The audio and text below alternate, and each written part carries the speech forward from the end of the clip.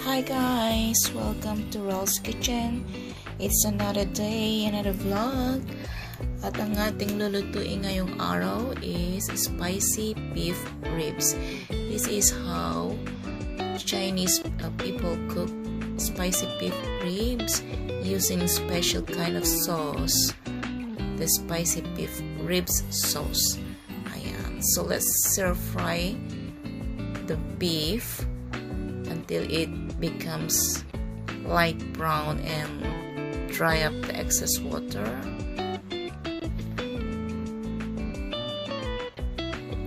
So ganyan lang po ako magluluto ng beef na ito. Tinadry ko lang po siya ng ganyan without putting any oil in it kasi po gusto na siyang nagmamantika.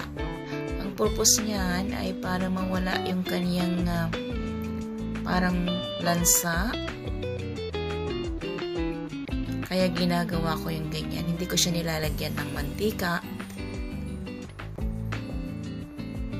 Ganyan po. Ayan.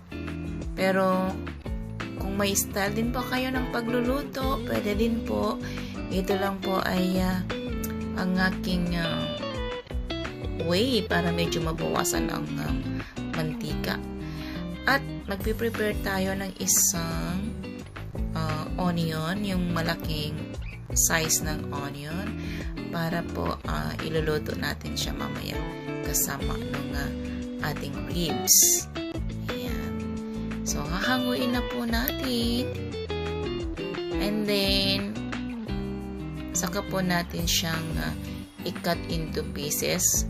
Yung bawat bone na nakikita nyo. Ayan po.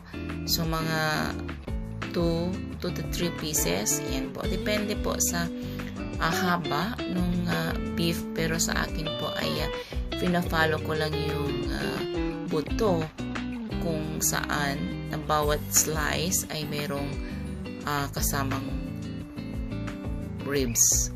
Ayan. So, ganyan po ang aking paraan ng pagluluto. At pagkatapos po niyan, ay igigisa na natin yung ating sibuyas. Ayan, yung malalaking sibuyas na ating pong hiniwa-hiwa kanina. Ayan, igigisa lang po natin siya hanggang sa medyo lumalabas na yung bango. Ayan, ganyan nga po ang ating ginagawa at ihahalo na natin yung ating beef. At ito po yung ating sauce na gagamitin ay spicy beef ribs. Mabibili po ito sa mga Asian store, supermarket, meron po yan. Likam Cave product. Hindi ko po ini-endorse, balit ito po yung aking ginagamit. And then, nilalagyan ko ng mga 2 cups of water. Tamang-tama hanggang sa medyo lumambot na siya at matuyo ng konti. At maging parang gravy na lang ang natitira. Ayun. So, 2 cups is, I think, more than enough. So, yan lang po ang aking paraan ng pagluto nito. And then, saka po natin siya tatakpan. And, simmer lang po natin siya hanggang sa lumambot po yung ating karne. And then, nilalagyan ko rin siya ng beef cubes, pampalasa. So, hindi ko na po siya nilalagyan ng kahit ano pa man or asin or whatever.